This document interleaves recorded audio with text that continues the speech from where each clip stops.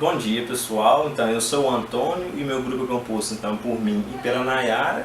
Eu estou fazendo então esse trabalho desse jeito porque eu não estou mais em Diamantina.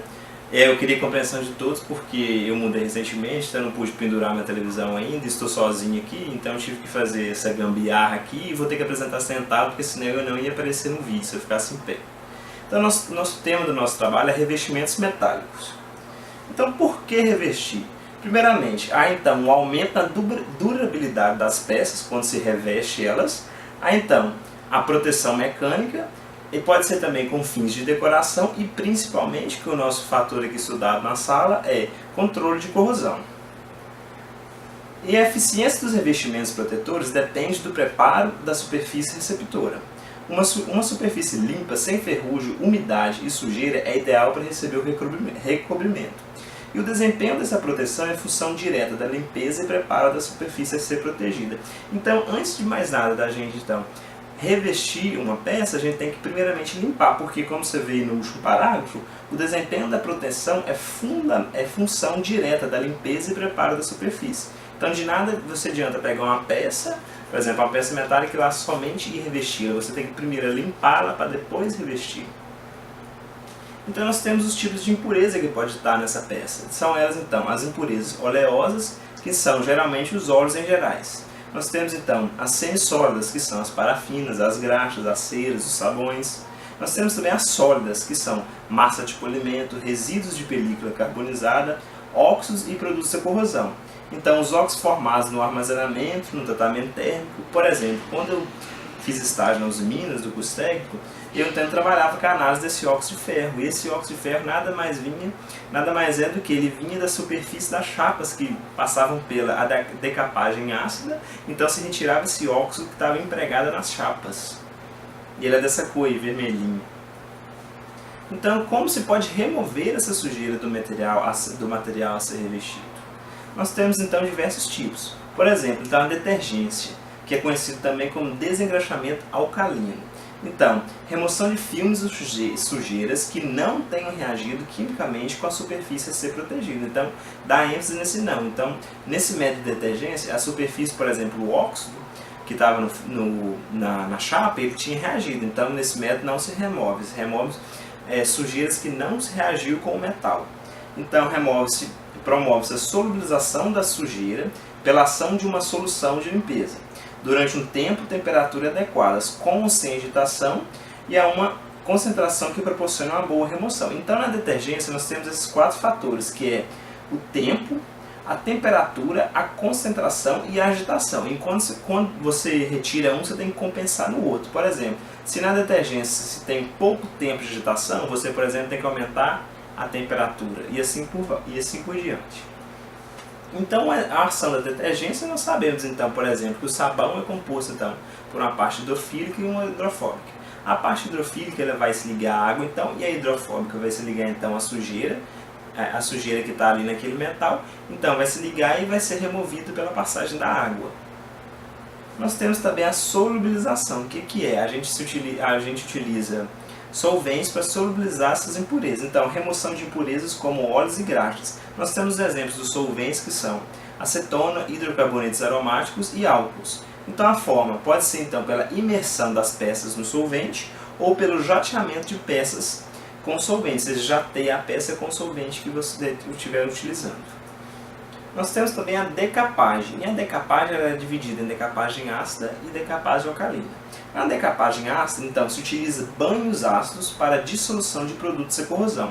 Os exemplos, então, de ácidos que temos na decapagem ácida são ácido sulfúrico, ácido clorídrico, ácido fluorídrico, ácido nítrico.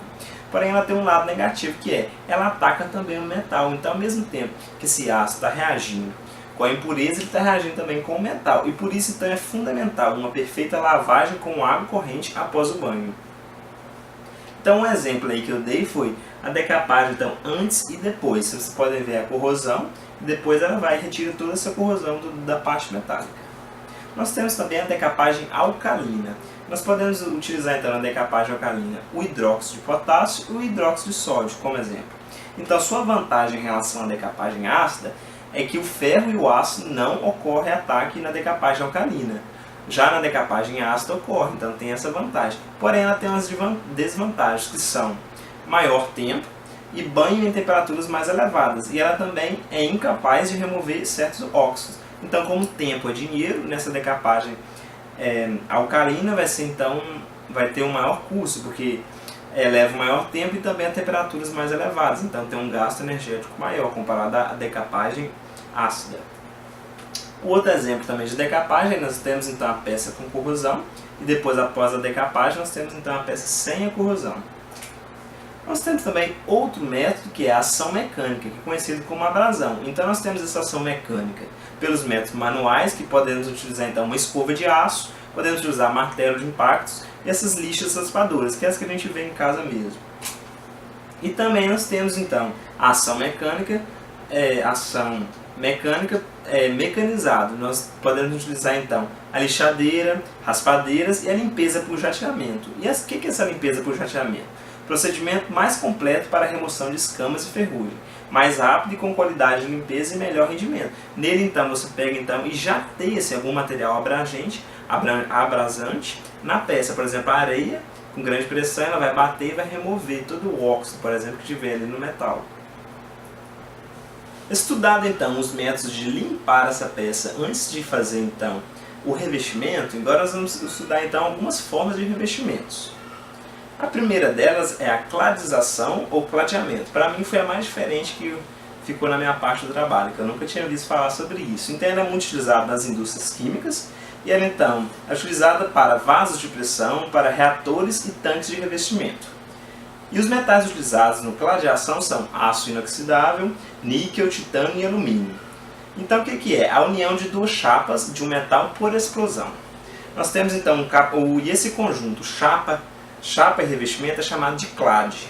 E nós temos um exemplo então, de uma empresa que faz isso na região, que fica em Teoflotone, que é a Emex, e ela até recebe estagiários da engenharia química para fazer estágio voluntário ali. O que é então essa cladeação? Você tem um metal que você quer revestir, você vai pôr ele, em cima dele você vai pôr então explosivo, vai deixar um vão e por cima desse explosivo você vai pôr o metal com que você quer revestir.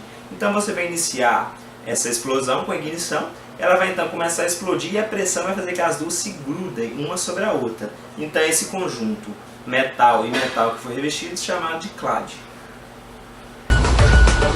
A soldagem por explosão começa assim que as duas placas de metal chegam às instalações da DMC em Pittsburgh, na Pensilvânia. Para aumentar a força da explosão, as superfícies das placas são alisadas uniformemente o máximo possível, um processo que também remove ferrugem oxidantes e outras imperfeições. Depois, as placas formam um conjunto que as trava no lugar para a explosão. Para montar o conjunto, o pedaço mais forte e grosso é virado para cima. Agora, essa placa é chamada de base. Espaçadores de metal do mesmo tamanho são pregados na base em um padrão uniforme. Os espaçadores manterão uma lacuna entre a base e a outra placa, que é posta por cima. A segunda peça é mais fina que a primeira e chama-se revestimento. O espaço entre a base e o revestimento é menor do que 2,5 cm. Sem a lacuna, a soldagem seria impossível. Ao final da preparação do conjunto, uma armação dobrável de madeira é construída sobre o revestimento. Quando a armação é aberta dentro da câmara de explosão subterrânea, ela funciona como uma forma para o pó explosivo depositado por cima. O pó é uma mistura exclusiva de explosivos químicos comuns e especiais. A quantidade e a fórmula são calculadas de acordo com os metais envolvidos. Quando o conjunto está posicionado, todos evacuam a câmara, exceto o homem responsável pela fiação do detonador. Ele será o último a deixar a câmara. Quando a equipe está a salvo, o responsável conecta a chave iniciadora aos fios do detonador e dispara a explosão. Fire no! A explosão é disparada na ponta do revestimento e se estende por cima do conjunto em velocidade constante.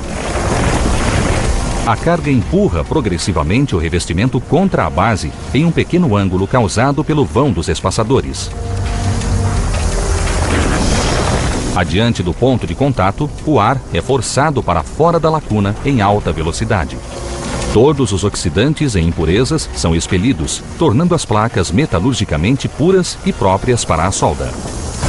Quando a base e o revestimento colidem, a solda é feita quase instantaneamente por toda a superfície da placa. Nós temos também outro tipo de revestimento que é imersão a quente. A imersão do material metálico é um banho do metal fundido. Nós temos então um revestimento do aço comum com estanho, nós chamamos então essa imersão de estanhagem. E as chapas que são formadas na estanhagem são chamadas de chapas thermoplate. E também quando se imergem em metal que é o cobre, chamamos de copper weld. E quando se utiliza o alumínio nessa imersão, nós então temos a junção do alumínio com o aço carbônico. E esse aço é chamado de aço aluminizado, o aço que passa por esse processo. Então, a imersão a quente do aço em banho de alumínio puro ou alumínio contendo 5 a 10% de silício, fundido a 650 Celsius. Nós temos também a galvanização, a zincagem, que é muito conhecida. Então, o que é? A imersão a quente do aço em banho de zinco puro, com cerca de 0,2% de alumínio, fundido a cerca de 460 Celsius. Então, forma-se uma camada protetora zinco puro, que é a camada externa do material que você está galvanizando, e é uma camada intermediária, que é constituída pelo zinco, pelo ferro e pelo alumínio. Então, o tempo de imersão influencia diretamente na espessura da liga de zinco, e geralmente esse tempo é de 1 a 2 minutos. E também estima-se que metade do zinco consumido mundialmente é nesse processo então de galvanização. E utiliza-se então, ela é aplicada em arames, em eletrodutos e também nessas torres de transmissão de energia e várias outras aplicações. Um exemplo então da galvanização, por exemplo, é na siderúrgica Uzi Minas, que na cidade de Patinga, ela então tem uma linha de galvanização, onde não vai dar para ver muito bem pelo desenho, mas ela tem todo o processo de produção de uma chapa de aço normal, porém, num processo final, ela passa por um banho galvanizado e a chapa sai toda galvanizada, como exemplo da foto. Nós temos também a aspersão térmica. O que é? Aplicação de revestimento metálico ou não, utilizando uma pistola de aspersão ou metalização. Então, uma pistola de metalização é dotada de chama e alimentada com pó do metal a ser revestido. Ocorre então o aquecimento até a fusão do metal e este é aspergido com o ar comprimido sobre o metal a ser protegido. Quando as partículas metálicas tocam o metal a ser revestido, eles se solidificam. Por exemplo, então, vamos resumir isso. Por exemplo, então, nós temos o pó do metal com que você quer revestir. Nós vamos passar então por um jato, por uma chama, ele vai ser então fundido e vai ser lançado sob pressão sobre o metal. E o que vai ocorrer? Quando esse pó fundido ele tocar o metal, ele vai então solidificar e vai então tampar aquela superfície, vai recobrir ela. Então nós temos o exemplo ali então de uma pistola de aspersão, vocês podem ver a chama, e ali tem um exemplo então da pistola. O que ocorre então? O metal está indo, o pó do metal está entrando em contato com a chama e está sendo então lançado diretamente sob alta pressão no metal, chegando, tocando o metal, ele vai então se solidificar.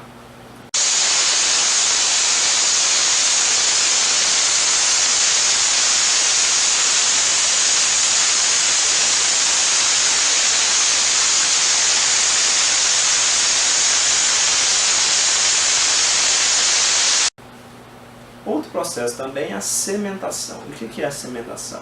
O material metálico é colocado no interior de tambores rotativos em contato com a mistura e o pó metálico.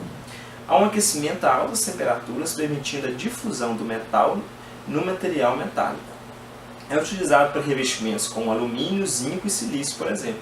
Então o que é? Você tem um tambor rotativo, você põe um metal que você quer a alta temperatura naquele tambor, junto com o pó. E nessa mistura ali, na agitação, esse pó vai se difundir e vai tampar toda a superfície do metal. Então nós temos o exemplo então da calorização. O que é? O revestimento com pó de alumínio mais óxido de alumínio e cloreto de amônio a temperaturas em torno de 1000 Celsius. Então esse aço que passa por esse processo é chamado de aço alunizado. Nós temos também a xeradização. O que é? Então, o pó de zinco mais óxido de zinco em altas temperaturas, cerca de 350 a 400 Celsius. Então, em contato com o metal nesse tambor, ele vai se difundir e tampar essa peça. Então, esse processo é utilizado para peças pequenas como parafusos e porcas. Nós temos também a siliconização. O que é? É o carbeto de silício mais o tetacloreto de silício a 1050 Celsius em contato com aço. Sob agitação a alta temperatura, então esse silício vai se difundir na superfície do aço. Outro método também é a deposição em fase gasosa. O que é? Uma substância contendo um sal do metal a ser utilizado como revestimento é volatilizada e passada sobre o metal aquecido a ser revestido. Então o que é? Nós temos o sólido, nós vamos então volatilizar esse sólido, ele vai então passar para a fase gasosa, ele vai ser então aspergido sobre a superfície, então ele vai condensar e vai se solidificar formando um filme nesse metal a ser revestido. Os exemplos então, nós temos a liga cromo-ferro, que nós temos então o cloreto de cromo mais o ferro, vai reagir então formando o cloreto de ferro mais o cromo. Esse cloreto de ferro não é o que desejamos, mas assim o cromo. Então formamos uma liga então, de cromo, cerca de 30% dessa liga tem cromo, e esse processo ocorre em torno de 1000 Celsius. Nós temos também a liga ferro-silício. O que é? Nós então volatilizamos o tetacloreto de silício a 900 Celsius e aspergimos ele no metal a ser revestido. Então se formam ligas em torno de 19% de silício. Outro processo também é a eletrodeposição. O que é a eletrodeposição? A eletrodeposição é um processo largamente usado para a obtenção de revestimentos de espessuras pequenas e livres de poros. Aplique-se camadas finas e econômicas de metais de custo elevado, ou seja, evitando desperdício. Geralmente deposita-se ouro, prata, cobre, estanho, níquel, cádmio, cromo e zinco. Vocês podem ver que são materiais mais nobres que se utilizam na eletrodeposição. Então, o material a ser protegido é colocado com cátodo, é uma cuba eletrolítica, onde o eletrólito contém sal do metal a ser usado no revestimento. Ou o ânodo pode ser também o metal a ser depositado. A espessura da película e suas propriedades depende da densidade da corrente aplicada, concentração de sais, temperatura e banho. Então nós podemos ver que a espessura então, do metal depositado ele vai depender então, da concentração do sal, da temperatura que esse banho está, também da densidade da corrente que você passa ali na eletrodeposição. Então eu fiz então, um cálculo então, da reação da deposição do ouro no alumínio e percebemos então que a DDP dessa reação é negativa, então por isso a eletrodeposição precisa então da corrente elétrica passando para que ocorra essa reação de deposição. Então há passagem da corrente elétrica, indicando que é um processo não espontâneo. Um exemplo, então nós temos então a deposição, um anel de alumínio que você quer revestir de ouro, você vai pôr então no ânodo, e vai pegar então a chapa de ouro, que você quer depositar esse ouro no alumínio, e vai pôr no ânodo, desculpa. Eu falei, então você vai pôr um anel de alumínio no cátodo, e a chapa de ouro você vai pôr no ânodo. E numa solução contém então sais do que você quer depositar. Nesse caso vai ser o nitrato de ouro, então tem sais de ouro. Então você passar a corrente elétrica, então essa placa de ouro ela vai então oxidar, e no anel de alumínio vai então ocorrer a redução e os íons, então o metal, o ouro vai ser depositado ali na superfície. Nós temos também a redução química. A redução química, diferentemente da eletrodeposição, ela é uma reação espontânea, não precisa da passagem de corrente elétrica. Então, na redução química, revestimento obtido pela redução de íons metálicos em solução. O metal é precipitado, formando uma película aderente à base metálica. É bom para casos de peças de formas não uniformes e revestimentos do interior de tubos, que sejam difíceis revestimentos e outros métodos. Basicamente, ela é a mesma coisa que a eletrodeposição, porém aqui não ocorre passagem de corrente elétrica, porque a reação é espontânea. Nós temos então o exemplo da niquelação. Se chama-se então, é denominado electroless, porque less do inglês que é sem, então sem elétrons, não precisa da passagem de corrente elétrica, porque é uma reação espontânea. Então nós temos a solução com íons de níquel, ele vai então reagir e vai ser reduzido na peça desse metal, formando então o níquel solidificado. O níquel vai ser reduzido, vai revestir aquela peça.